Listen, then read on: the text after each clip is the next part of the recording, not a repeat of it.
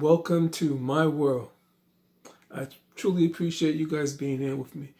In today's video, I'm going to talk about my experiences dating Japanese women. Okay, so let's get started. Okay, so this is like one of the things I really love about living in Boston, because there's women from like all around the world. I mean, from everywhere that live here. And what's good about it is like a lot of them come here to go to college or come to visit friends or family or something. And that's what I love. That's one of the main things I love about living here in Boston. You get to meet people from like all around the world. Okay, so let me move on from that and tell you and go to today's topic. I remember one time I used to hang out in this club called, it was down in Fenway, and it was in the Kenmore Square area, and it was called Celebration. And I remember one time I see this gorgeous Asian young lady. I mean, her skin complexion was probably about like maybe 2-3 shades lighter than me, and she had this really long silky hair, and she had like nice figure. And she was dressed well.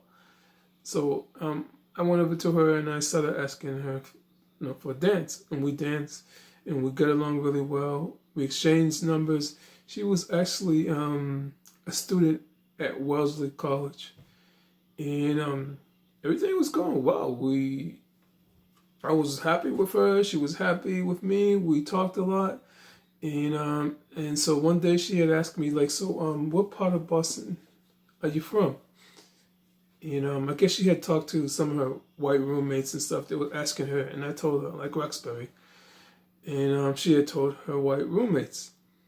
And, white roommates started telling her all kinds of crazy stuff about my neighborhood, how there were drug dealers, rapists, and killers there, and that she needed to be careful dealing with me. But still, she was like, she just said to me, oh, I do like you and I want to see you, but I never want to go to Roxbury. Please don't ever take me to Roxbury. I'm too scared of Roxbury. So I was like really offended by that. And I mean, like, this is like a dream come true, a dream come true. But again, I let my emotions get to me and I just started getting upset and said, oh, don't talk about my neighborhood like that. And then she got really upset and said, oh, you're scaring me. You're like scaring me. I don't know if I want to talk to you anymore. And I was like, yo, you know what? I didn't mean it like that, but I really didn't appreciate hearing that from you. She goes, yeah, but you were screaming at me.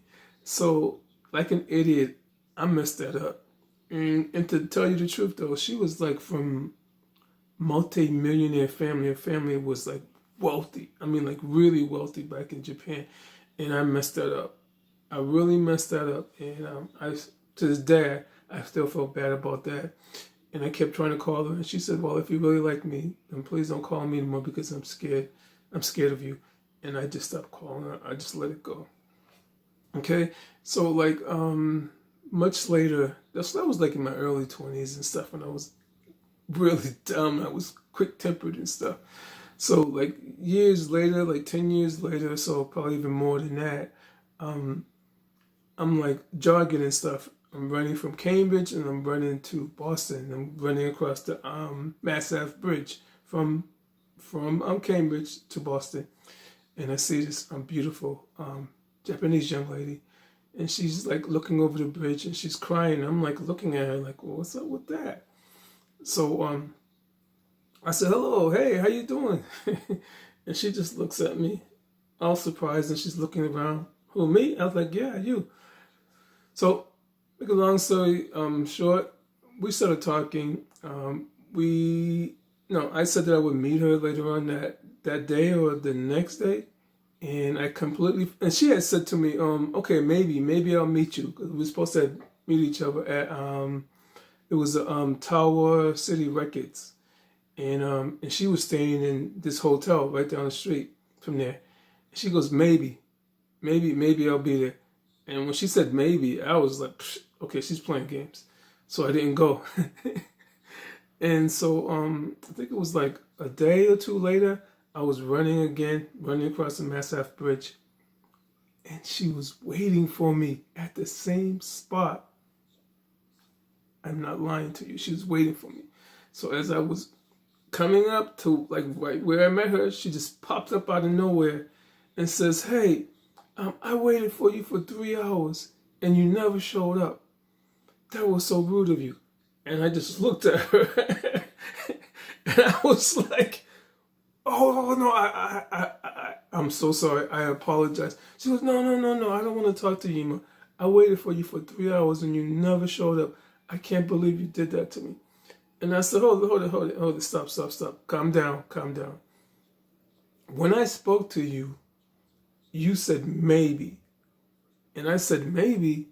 Come on, let's get together and do something. You said, yeah, maybe. I said, okay, here in America, when a young lady says maybe, that really could mean no, that she's not going to be there. So I just decided, and I started thinking that, you was just playing games. She goes, well, I'm not from America and stuff, and I don't like how you had me just standing there waiting for you. And she started crying. I said, okay, let's calm down and can we start over again? And she goes, no, I don't want to play games. I said, I'm not playing games with you. Let's start over again. And so she calmed down and she goes, and I was just like so overwhelmed that she just stood there at the same time and just waited for me. Like a day or two later, I can't remember if it was a day or maybe 2 days later, maybe it was a day later. And she waited for me. So we walked around Tower Records and we talked and stuff. And then I walked her back to her hotel, we exchanged numbers, and I told her like, yo, I want to take you out on a date. And she was like, yeah, are you sure? And she was like, yeah. So we ended up, I met her at the same spot by Tower Records. And I was like, I think I got there. I did get there early. And I was looking around. I didn't see her. And I was like, oh, so now she's playing games with me. So I'm standing there and I'm waiting for 15 minutes. And I'm looking around. I don't see her. And then all of a sudden, I kind of see this young lady sitting in this restaurant, a coffee shop. And then I see her jump up and she grabs a coat and she's running. I'm like, nah, I don't think they'll get ready to leave. I start walking. When she comes running down, she starts calling me, Agymah. And I turned around. I was like, oh, like, what's up, man? I thought you was going to meet me. She goes, yeah, I just wanted to sit down here and have some coffee. And I was busy, like, talking to my mom on the phone. And I didn't see you, or I couldn't see you from there and stuff. And I just kept seeing somebody walk by. I'm sorry, I apologize. So I said, okay, cool. So, we go out to this club. I can't remember what the club was. I think it was called Venus de Milo, right behind Fenway Park.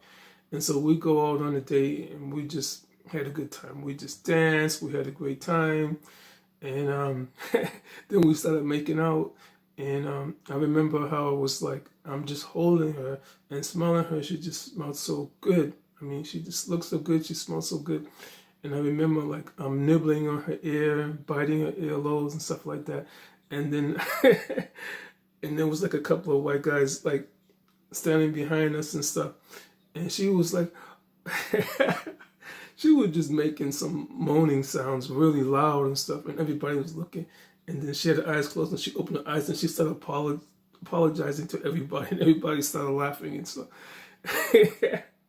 So that was like very funny. I mean, like really, really funny and stuff. And so we walked around and we ended up just dancing and stuff. And the funny thing too is that I got someone pickpocket me that night, and I went to go get some drinks and stuff for her, and I didn't have my wallet, and I'm like, what the hell? Did this chick pickpocket me? And I'm saying, no, there's no way she pickpocketed me. So I came back and she was like, oh, where's my drink? And I said, she was thinking that I didn't want to pay for it. Then I said, no, something happened to my wallet. And so she went into her purse and she paid for the drinks and stuff. And then we went back to where we was at, and she kept looking everywhere, looking all over the place, moving everybody out the way, trying to find my wallet. And then security was coming over, like, what's going on? So someone took my wallet and stuff. Okay. So ended up just leaving. And so we had a relationship, a long distance relationship, because she actually lived in Japan. Yes, she lived in Japan, Tokyo, Japan, and she played for a band. She was in an R&B band, and she did well. She made a lot of money playing with this R&B band. And the reason why she was in Boston was that she was trying to get back with her ex-boyfriend, and he never showed up. I know I mentioned this one time in one of my other videos, and so that's what happened. And so when I was taking her back to her hotel, and she had made a call, and I went to walk her back, and her ex-boyfriend was there. And I'm like, yo, so she introduced me, and he started talking to me, and we started talking, and she wanted to give me money to take a cab home. And I was like, no, you're not going to do that. And then he was telling me, oh, no, my friend, that's considered being rude and stuff. You know, she's worried about you. And I said, no, I'm not trying to be rude, but I can walk home. It's okay. She goes, yeah, but she's concerned about you. I said, yeah, but I can walk home. I don't live too far from here. And so I just told him that, no, it was nice meeting you, and I just went on about my way.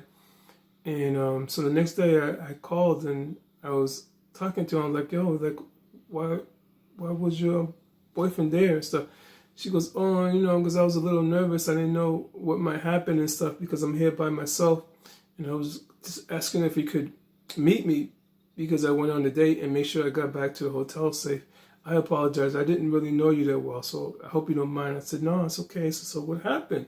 She goes, no, there's nothing going on. I told him that I really like you now, and he's seeing somebody here in the United States, so you don't have to worry about anything.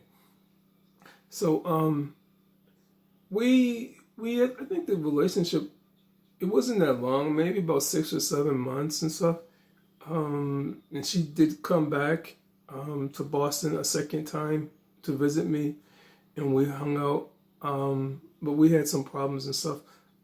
She was being like really jealous and stuff, and I was just trying to tell her to calm down, and she was just being really jealous. But I saw that she was like really truly into me. She had went and brought this book while I was at work. She went and brought this book. She wanted me to take some time off. I said, I can't afford to take any time off. I understand you came all the way from Japan, but I'm scheduled to work. I can't take any time off. So I know she was really upset about that. And I wish I could, but I couldn't. I was kind of new to the job. And she had brought this book, How to Love a Black Man, and she was like really into reading this book and all this stuff. And I was like, wow, this is like serious. And also one day my mom had mentioned to me how she had called when I was at work. She had called looking for me, and my mom had told her that, hey, no, I'm sorry, he went to work and stuff. And then she started asking my mom, can you please tell me, like, what kind of food does he like? Can you explain to me what kind of food he like? Because I want to learn how to cook everything he likes. And so my mother says she was trying to explain chicken and dumplings to her, that I like fried chicken and chicken and dumplings. And that she didn't understand what chicken and dumplings was, and my mother kept trying to explain it to her.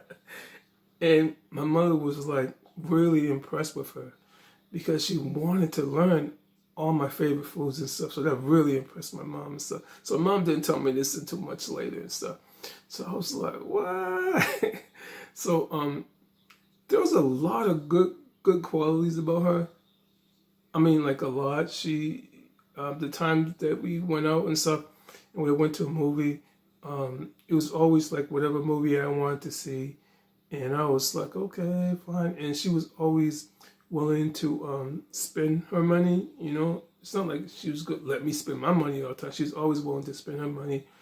And the one thing that really was shocked me and was strange to me is that how one time I was waiting for I didn't have a car at the time. I was waiting for the green line, and it was like really cold that day, and I didn't have that much clothes on. And then she didn't come to the United States with any warm coats or anything, and I was like, oh, I'm freezing. And then she goes, hold it, stand against the wall. And she just stood in front of me and blocked me. And I said, what are you doing? She goes, I don't want you to catch a cold. I want to keep you warm and stuff. I'll block you. And I'm like, yo, come on, you ain't gotta block. She says, no, no, no, no, you're cold. I can handle the cold. And I was like, yo, you're making me look bad. So you don't have to do that. And so we just started hugging each other. I said, no, you don't have to do that and stuff. But that shocked me that she was willing to do that. But yeah, she had a lot of good qualities. And I think the thing that kind of like separated us was that she started saying to me, okay, so I want to know what your intentions are with me. Because I've lived with a couple of guys and I'm ready to get married. And with her, I probably could have done it, but the timing wasn't right when she said it because actually with my ex-wife, I was living with her for like 7 years and in Boston. And then I had moved to DC and she lived with me for about like 2-3 years in DC. Then she ended up getting married because she was talking about marriage and then she had moved back to her hometown. So we had broke up for about like 9 months, and so here my Japanese friend was talking about marriage, and that just like threw me off. I'm like, okay. So that kind of like pushed me and made me feel uncomfortable. But yeah, she was a good soul. I have nothing but good things to say. Her name was Yasumi. Yasumi. And I recently reached out to her about maybe 4 years ago and stuff. And she's not married, not back then. She's not married, but she does have a kid. And she was like, "Oh, you know, I'm an old lady now, and I have I think she said a son, and I don't know where we can go from here. And I just want you to have a good life and all that other stuff because I can't be traveling back and forth to see you. I'm an old lady now. I'm a mom and stuff. I got a lot of responsibilities, and I wish you have a good life and stuff." But yeah, I got nothing but good things to say about Yasumi and Japanese women because I've also met other Japanese women like after her that like went to school here in Boston, and nothing but good things to say about Japanese women. I had this one that was like she was so extremely beautiful. She was also from a rich family, and I saw her one day. She was standing Copley Square in the middle of the street, and cars were all flying around her, and she was like all nervous. And I just ran out in the middle of the street, and I just stood next to her, and I said, "Do you want me to help you get across the street?" And she just looked at me, yes, so I just put my hand out in front of the traffic, and I just helped her get to the sidewalk, and we became good friends, and we dated for a while and stuff, and that was going well and stuff. And unfortunately, she was going to a Japanese school outside of Boston. And after she finished her studies, she was moving to California. And I did not want her to leave, but her family was sending her to a school in California. And I was like so upset about that. Okay, so guys, that's my story. My experience dealing with and dating Japanese women. I have nothing but good things to say. They treat you well. They're good people. They're there for you. They give 100%. So I hope you guys like this video, okay? And don't forget to share, comment, and of course, subscribe. Agymah's World. Take care, guys. Peace.